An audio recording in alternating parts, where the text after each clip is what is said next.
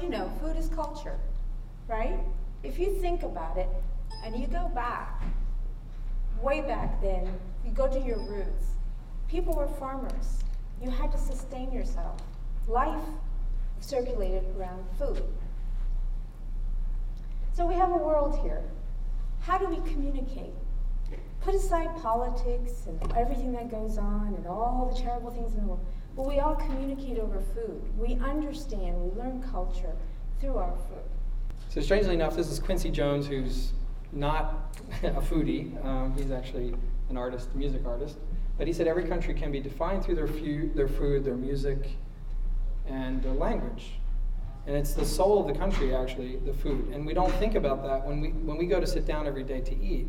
We don't think of it as our soul. We don't think of it as the root of our culture. But in reality, most cultures do think that way. And we're going to talk to you about some of those cultures, just to show you the difference between different cultures, how they think about food.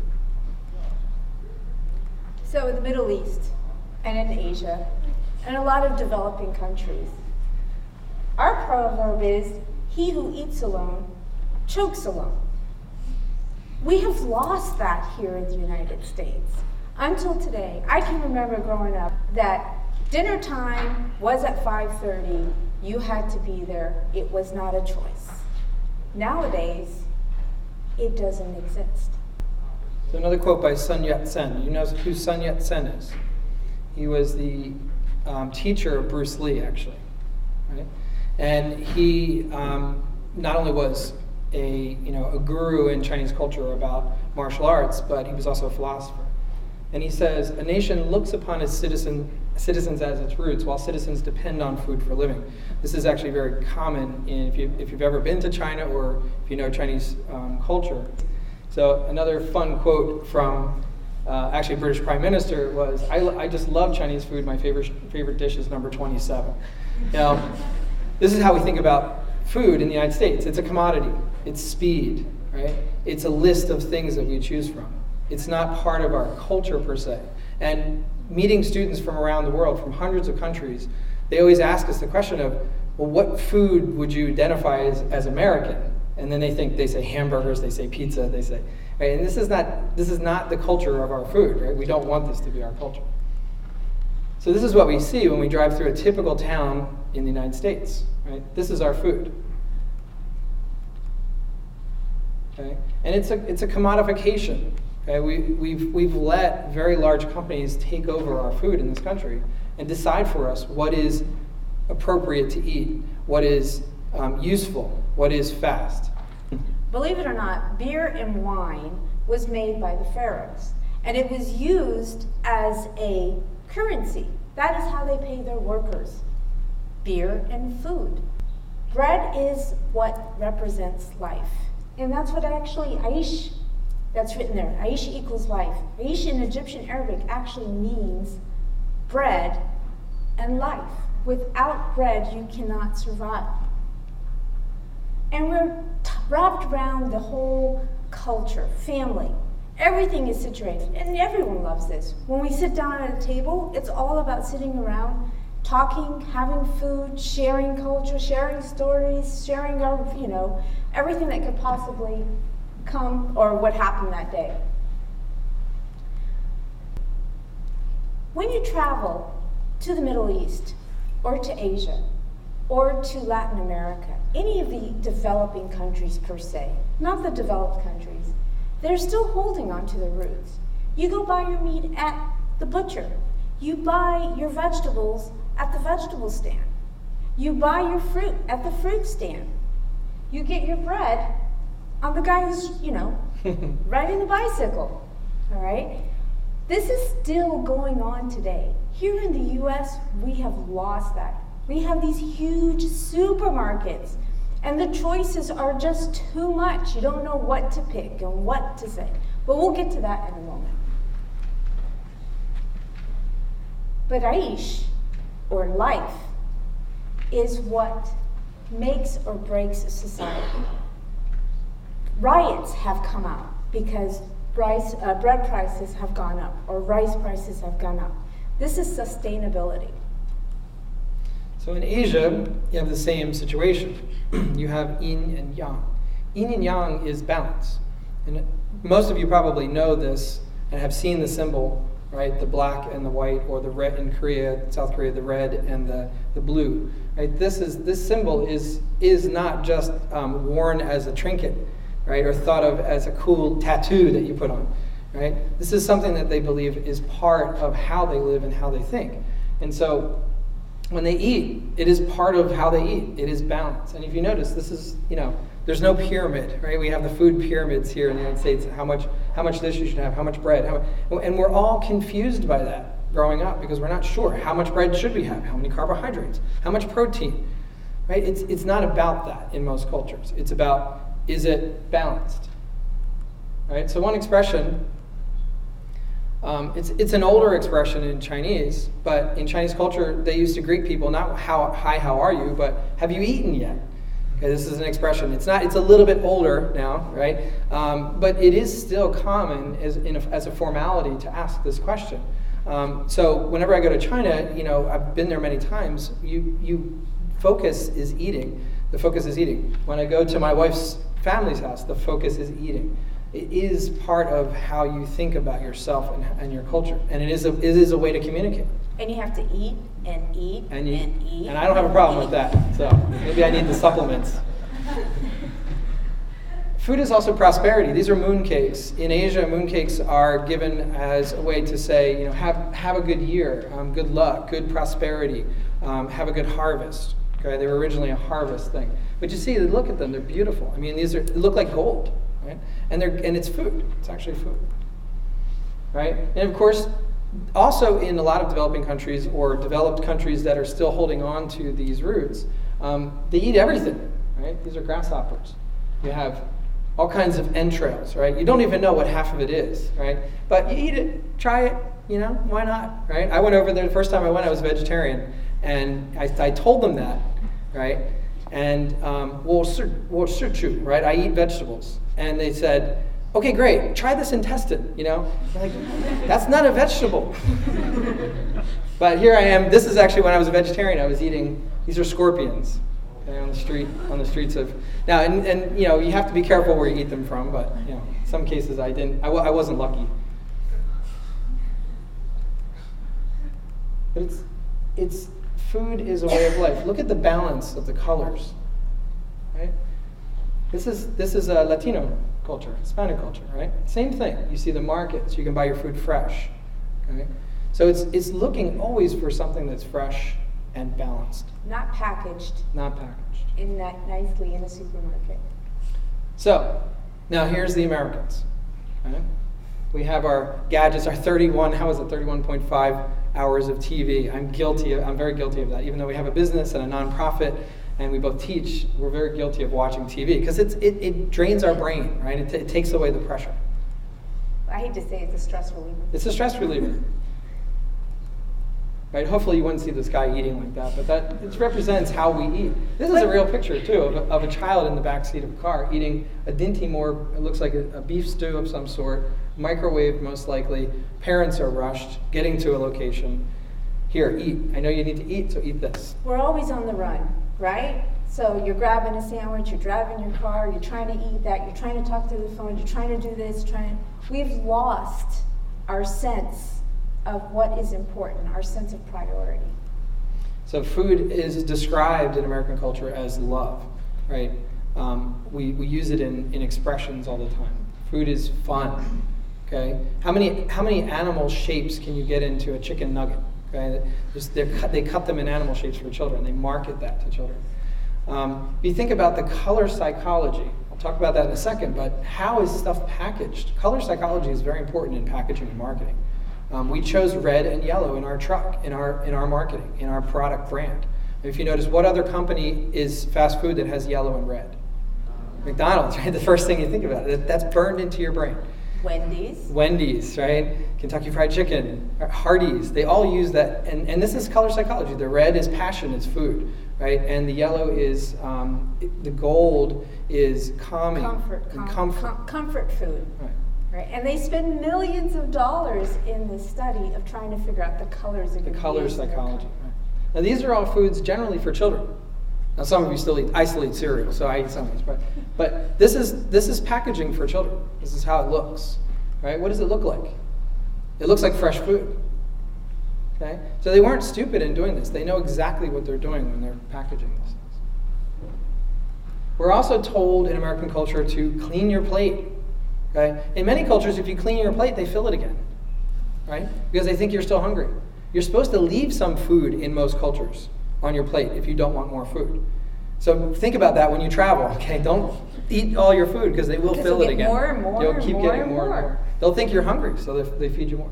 Would you clean that plate? I would clean it off into the trash, but I wouldn't necessarily want to just, clean it and eat it. Right? Look at the average dinner plate size.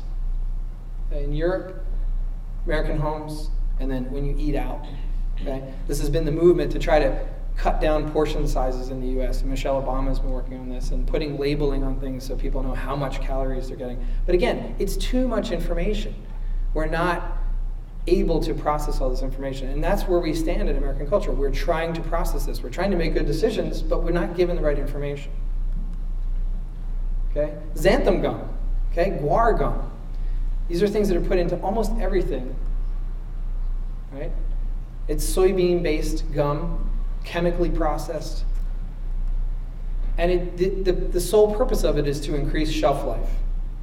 Okay, so Americans don't have time to go to every single store and shop and buy fresh food. That's wrong, actually.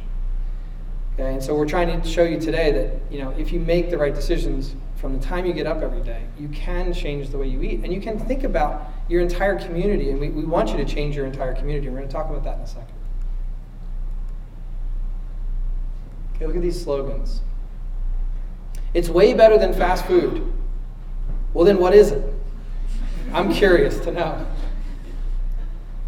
Eat fresh. Do you remember the story last year about Subway and the bread? What did they find in the bread? The stuff they put in yoga mats. Yes. Chemicals. They found that the stuff that they put in yoga mats was actually in the bread. It was to increase the flavor and extend the shelf life of the bread. Well, that means you can use that bread. If you don't want to eat bread, you don't want your carbohydrates, lay it out on the floor and do some yoga on it, because that's what it was. It was a yoga mat that smelled good. Okay, have it your way. Okay, I don't want any GMOs, and I don't want my meat frozen. Can you do it that way? Let's see what they say if you ask that question. So look at all these terms that we have to deal with. This is the overload of the terms that we deal with in American culture. Wholesome, whole grain, gluten-free, low fat. And this is how they move past this: low salt, sugar-free, no artificial colors or sweeteners. Okay, do you know what no artificial colors and sweeteners means? It means it has artificial colors and sweeteners. Because you can actually you can say natural flavor, and natural has no redeeming health value at all. The term natural. Okay? Fat-free. Artisan. I saw artisan Doritos the other day. I know. What is artisan Doritos? Artisan is supposed to be made by someone who's taking care to craft something. I'm sure there's not a Dorito guy in the factory crafting each chip and making sure that it tastes good. Okay? So basically we're trying to reclaim the language, right? We're trying to tell you to reclaim the language. And there are actually lawsuits about natural right now to try to stop companies from using natural on their products, because it's not natural. Okay, just a little information about fast food marketing in children. By the time they're 3 years old, 4 years old in preschool, they have already seen 1,000 ads per year during the programming that they watch. So another reason to stop watching TV, right? 1,000 ads they see per year for fast food. Okay?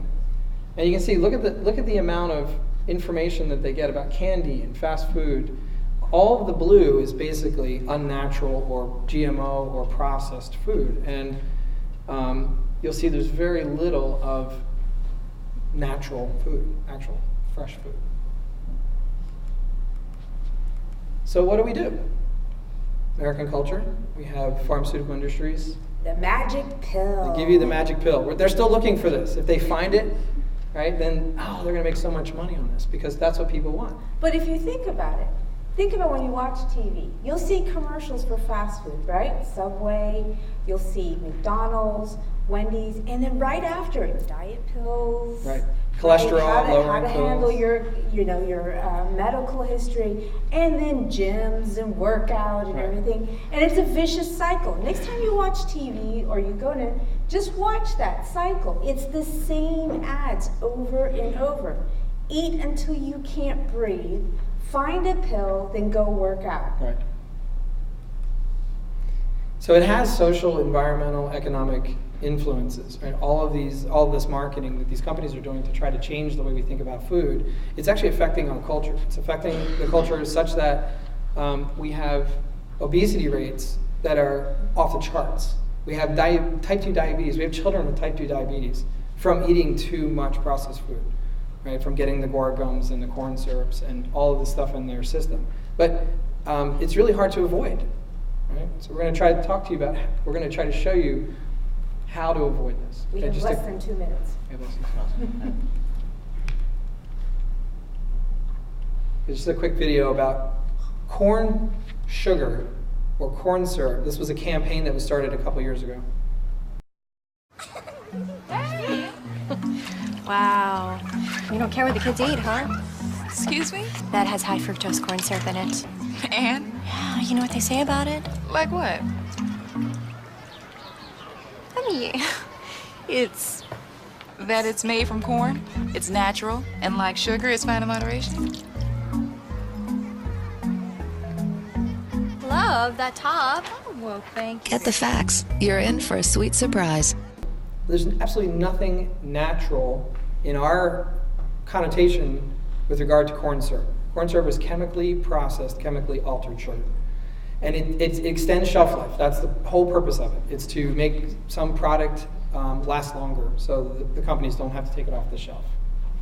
Okay. One thing also that has been done to extend or to reduce the amount of insect damage to crops is they're putting nicotine, it's neonicotinoids, into seeds. They're wrapping seeds, corn seeds and soybean seeds, to reduce the amount of insect damage to crops. Corn crops are the biggest, and soybean crops are the biggest in the U.S.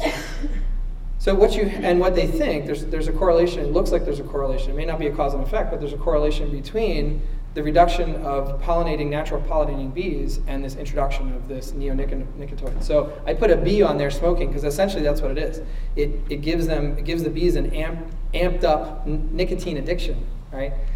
Which is, you might think, oh, that's great because then they'll go back to the plant over and over and over, right, to get their nicotine. But the reality is it looks like it's disrupting the hives. Okay?